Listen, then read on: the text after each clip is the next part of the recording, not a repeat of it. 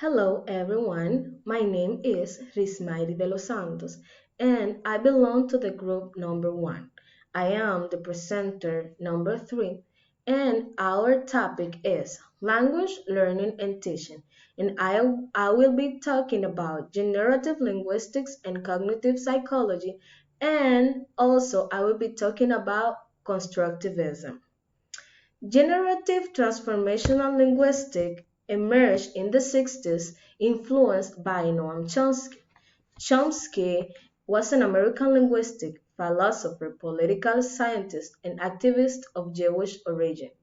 He is emeritus professor of linguistics at Massachusetts Institute of Technology, MIT, and one of the most prominent figures in linguistics of the 20th century thanks to his work on linguistic theory and cognitive science.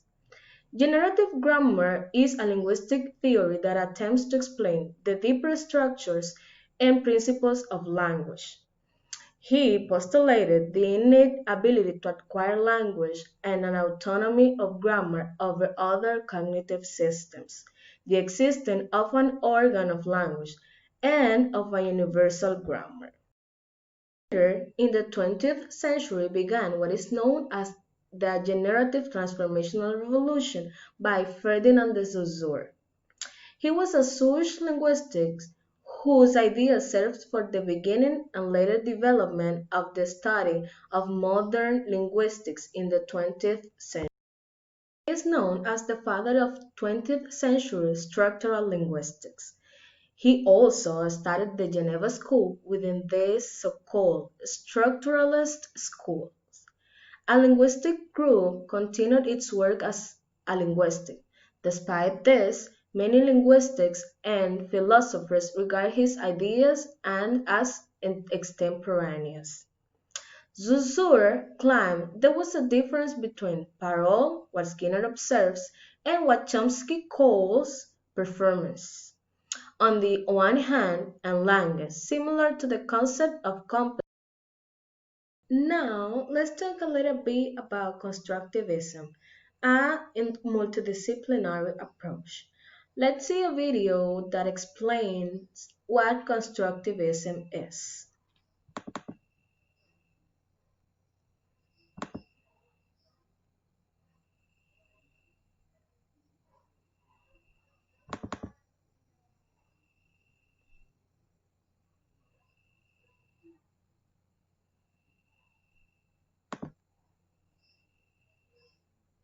What is constructivism? Constructivism is based on the idea that people actively construct or make their own knowledge, and that reality is determined by one's experiences as a learner. Basically, learners use their previous knowledge as foundation and build on it with new things that they learn. So everyone's individual experiences make their learning unique to them. Constructivism is crucial to understand as an educator because it influences the way all of your students learn. Teachers and instructors that appreciate the constructivist approach to learning understand that their students bring their own unique experiences to the classroom every day. Their background and previous knowledge impact on how they are able to learn. Teachers are able to use constructivist learning theory to help their students understand their previous knowledge.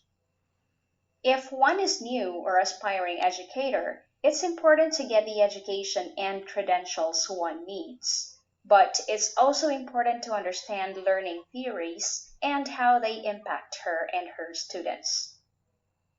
There are many specific elements and principles of constructivism that shape the way the theory works and applies to students.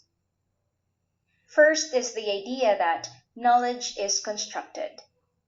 This is the basic principle in constructivism, which means knowledge is built upon other knowledge.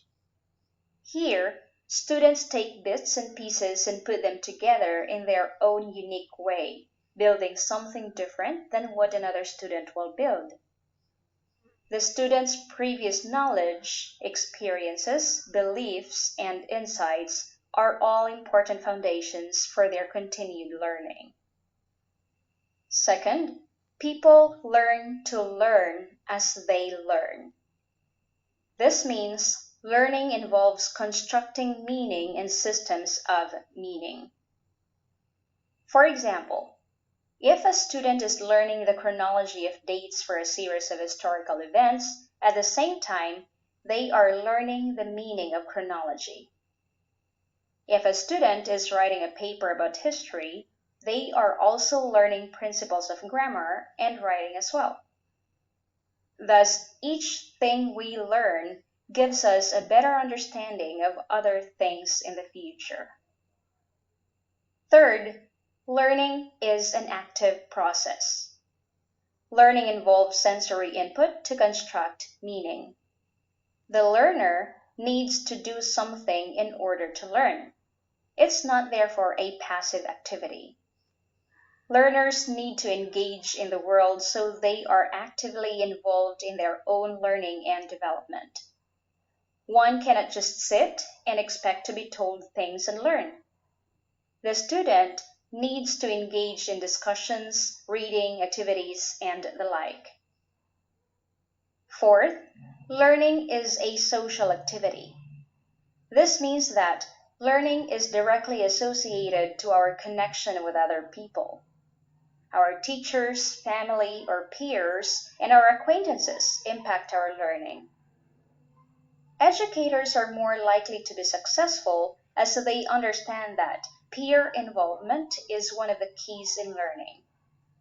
Isolating learnings isn't the best way to help students learn and grow together.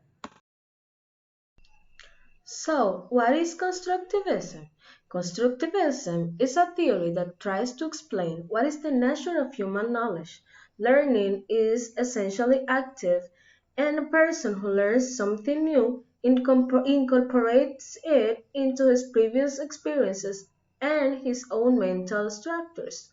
Social constructivism emphasizes the importance of social interaction and also the cooperative learning in constructing both cognitive and emotional images of reality. There are some representative authors and researchers of constructivism, and they are Jean Piaget, who says that learning is a developmental process that involves change, self-generation, and construction, each building on prior learning experiences. Also, we have Lev S. Vygotsky. It's the champion of social constructivism who said that children's thinking and meaning making is socially constructed and emerged out of the social interaction with their environment. Its advanced, most popular concept was the zone of proximal development. Also, in this movement, we have Jerome Bruner. Jerome theory says that learning is an active process in which learners construct new ideas or concepts based upon their current and past knowledge. Also, we have David Paul Osbel. According to Osbel, learning is based upon the kinds of superordinate, representational, and combinational processes that occurs during the reception of information. Thank you so much for your attention.